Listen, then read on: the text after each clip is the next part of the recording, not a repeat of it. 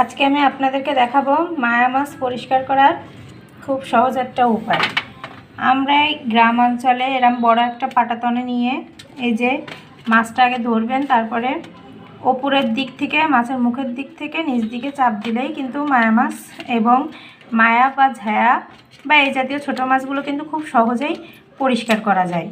তো আমরা গ্রাম অঞ্চলে আমাদের মাছ চাষিদের দেখে এসেছি এইভাবে পরিষ্কার করতে, এবং আমরা আজও এই টেকনিকেই কিন্তু মাছগুলো পরিষ্কার করে থাকি। এভাবে প্রথমে আগে মাছগুলোকে ডলে নিতে হবে এবং মাছের আঁশটাগুলো ছাড়িয়ে নিতে হবে।